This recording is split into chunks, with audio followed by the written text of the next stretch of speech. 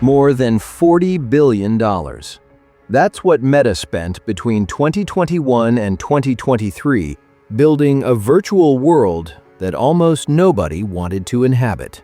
A metaverse with legless avatars, empty rooms, and a promise that sounded like science fiction written by someone who doesn't get out much. The stock collapsed more than 70%. The company lost more than $600 billion in market capitalization, the total value of all its shares combined, in a single year, becoming the S&P 500 company that destroyed the most wealth in 2022. CNBC ran the headline, "Facebook scrambles to escape stock's death spiral." Bloomberg was more blunt. Meta erases $251 billion in value, biggest wipeout in history. And Mark Zuckerberg went from being one of the most powerful men in Silicon Valley to being the laughingstock of the tech industry. And yet, 2 years later, Meta hit all-time highs on the stock market. Zuckerberg was on magazine covers as the executive who best understood the decade's tech cycle. And the product that resurrected the company didn't come out of any new laboratory. It came out of the same team with the same technology from the same building where they built the metaverse nobody wanted. How is it possible that the biggest tech failure of the decade became the platform for the next success? There was no luck here, and there was a system where the wrong product built the right infrastructure. To understand how Meta ended up betting $40 billion on a mirage, you have to go back to 2020, to the exact moment when Zuckerberg looked at the map of his empire and saw a crack that nobody else seemed to notice. Facebook was, at that point, the largest social network on the planet. Nearly 3 billion users, brutal advertising revenue, Instagram and WhatsApp as satellites feeding the machine. From the outside, it looked invincible. But Zuckerberg had spent years obsessed with a structural problem that kept him up at night. And with good reason. Facebook's entire existence depended on two companies he didn't control. Apple and Google owned the mobile operating systems, iOS and Android, which meant that every time a user opened Facebook, they did so on a device that belonged to the competition. And that dependency wasn't theoretical.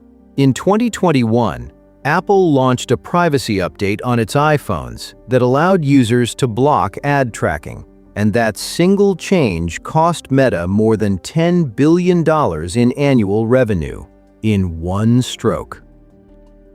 Look at the real system here. Facebook didn't have a product problem. It had an architecture problem. It built an advertising empire on land it didn't own, and the landlord had just raised the rent. The question wasn't whether it was going to hurt, but how much. And this is where Zuckerberg's thinking took a direction that most people thought was insane. His reasoning was cold, almost surgical. If the next internet platform, the one that came after mobile, was going to be a device you wear on your face, he wanted to be the one who made that device. He didn't want to depend on Apple or Google again. He wanted to be Apple. He wanted the next screen to carry the Meta logo, not anyone else's. And the technology he believed was going to replace the phone was virtual reality, a 3D world where instead of looking at a flat screen, you'd put on a headset and live inside the internet. On October 28, 2021, Zuckerberg took the stage and, in a presentation that seemed designed by someone who confuses the future with a video game demo, announced that Facebook was ceasing to exist. The company rebranded as Meta Platforms, changed its ticker, the code that identifies its shares when you buy or sell, and declared that the metaverse was the future of the internet. The flagship platform was called Horizon Worlds, a virtual space where avatars had no legs, The graphics looked like they came out of a 2008 game, and the rooms were so empty that Meta's own employees refused to use it. That's not an exaggeration. A leaked internal report revealed that most of the virtual worlds in Horizon received not a single visit per month, and company executives had to send memos asking their own teams to please enter the metaverse at least once a week. When you have to beg your employees to use your product, something has gone seriously wrong. But Zuckerberg didn't just pitch an idea, he cracked open the vault. Reality Labs, the internal division developing all the virtual and augmented reality hardware, started burning more than $10 billion a year. Every quarter, when Meta published its financial results, Reality Labs' losses appeared like an open wound on the balance sheet. $3 billion here, $4 billion there, quarter after quarter with not a single product to justify the bleeding. And here's the question nobody on Wall Street asked. Where exactly was that money going? Because $10 billion a year doesn't disappear into thin air, it turns into something, into patents, into engineers solving problems nobody else has solved, into sensors that fit where they didn't fit before. The market was looking at the bill, but Zuckerberg was looking at what he was buying with it. The market, meanwhile, decided the party was over. In 2022, Meta's stock went from trading above $330 to falling below $90, a drop of more than 70% that wiped out $600 billion in value. To put that number in perspective, it's more than the total value of companies like Netflix, Nike, and McDonald's at that time, combined. The headlines left no room for interpretation. Meta lost $13.7 billion on Reality Labs. Facebook scrambles to escape death spiral. And the worst part is that, from the outside, they were right. Horizon Worlds was a product nobody asked for, with graphics nobody respected. Inside a headset nobody wanted to wear for more than 20 minutes because it left your face sweaty and your eyes dry. Zuckerberg responded with what the press called the year of efficiency. He laid off 11,000 employees, cut operating expenses, and reorganized entire teams. But there was one thing he didn't touch, and this is what changes the entire story. Reality Labs stayed open. The engineers working on motion sensors, on component miniaturization, on audio and image processing in real time inside ultra-compact devices, they kept working. While the world saw a humiliated CEO cutting staff to survive, inside a lab in Redmond, the same technology that had built the metaverse was being reconfigured for something completely different. Something that didn't require a headset, or a legless avatar, or abandoning your living room. Something that fit in the frame of a pair of sunglasses. And nobody was watching. But someone was building it. Andrew Bosworth, Boz to those who work with him, the head of Reality Labs, had spent months executing a quiet operation that appeared in no headlines and no analyst reports. The logic was brutally simple. If the metaverse's problem wasn't the technology, but the format, an isolating headset that locks you inside a world nobody cares about, then the same technology could work if you changed the packaging. Instead of asking the user to leave the real world, you put the technology on top of the real world. No friction, no headset, no sweat on your face. And it turned out Meta already had the perfect partner for that. Because in 2020, they had signed a collaboration with EssilorLuxottica, the company that makes Ray-Ban, to create a pair of smart glasses. The first ones were the Ray-Ban Stories in 2021. And let's be honest, they didn't convince almost anyone. They took photos, recorded short videos, and not much else. They were an expensive experiment in the shape of a pair of sunglasses. But what the market didn't see is that those glasses were a technological Trojan horse. Inside those frames, Reality Labs engineers were solving miniaturization problems that nobody else in the industry had faced. How to fit a processor, a camera, speakers, and a microphone into something that weighs less than 50 grams without it heating up to the point of burning your ear. How to process audio in real time so you can make calls with the wind hitting your face and the person on the other end hears you perfectly. Every one of those problems had been solved first inside the Metaverse prototypes. The motion sensors that tracked your hands in virtual reality now tracked your environment in the real world. The image processing that rendered 3D virtual worlds now powered a camera that let you take photos with a tap on the temple. See what just happened? Meta didn't invent new technology for the Ray-Bans, Kat. That recycled what it had built for the Metaverse. The $40 billion didn't disappear, they changed body. The second generation arrived in October 2023, and this is where the story changes direction. The new Ray-Ban Metas weren't a gadget for early adopters, people who buy new technology before anyone else. They were a pair of sunglasses you actually wanted to wear. The design was indistinguishable from a regular pair of Ray-Ban Wayfarers, but inside they carried a 12-megapixel camera, open-ear speakers that only you can hear, and, this was the killing blow, an artificial intelligence assistant you could talk to without taking your phone out of your pocket.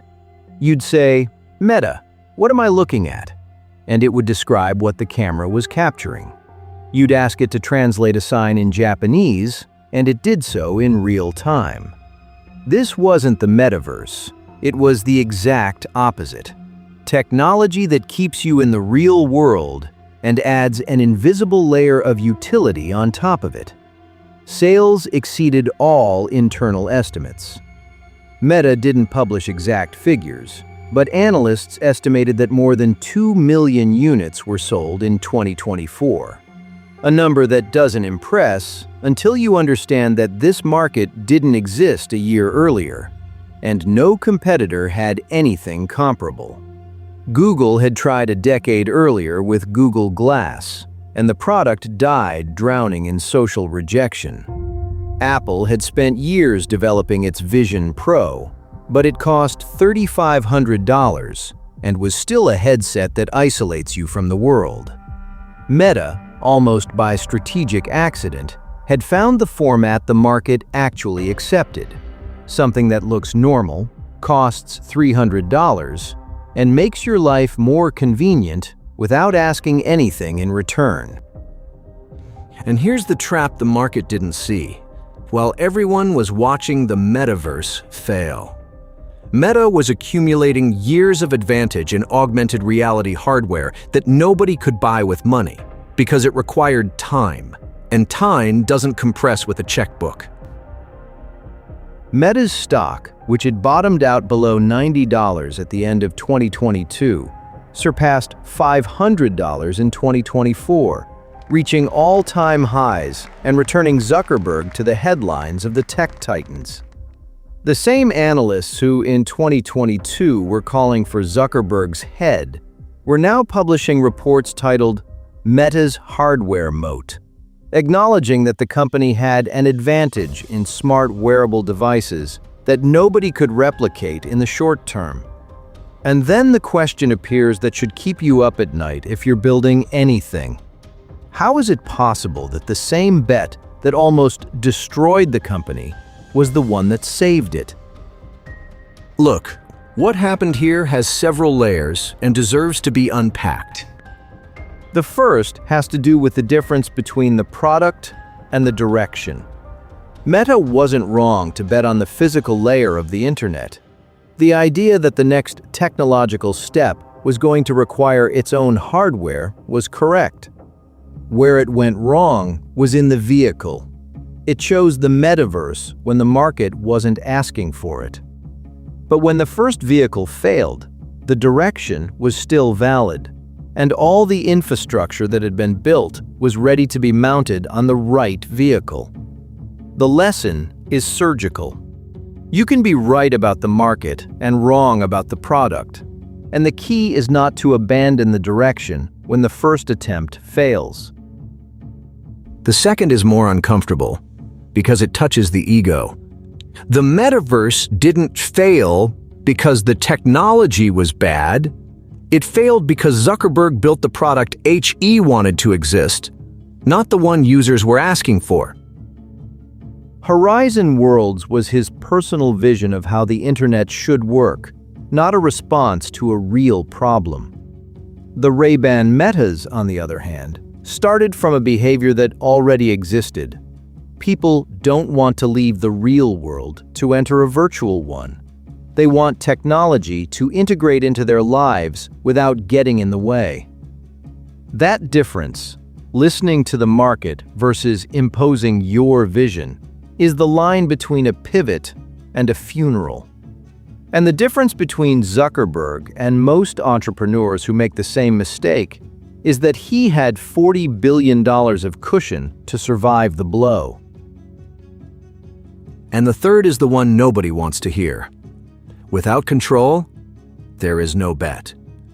Zuckerberg was able to keep Reality Labs open in the middle of the bleeding because he had dual-class shares, a type of share that gave him more votes than all the other shareholders combined. Without that structure, the board would have forced him to close the lab in 2022, and the Ray-Ban Metas would never have existed. Your corporate structure is not a legal formality. It's the mechanism that decides whether you can make the hard call when everyone is telling you to stop. Zuckerberg didn't survive because he was smarter than the market. He survived because he had designed his company so the market couldn't veto him. So the next time you're building something and the market tells you that you're wrong, well, ask yourself two questions. The first, am I wrong about the direction or just about the product? And the second, the one that really matters, do I have the structure to hold on for the time I need to find out? Because if the answer is no, it doesn't matter how right you are. The clock isn't yours.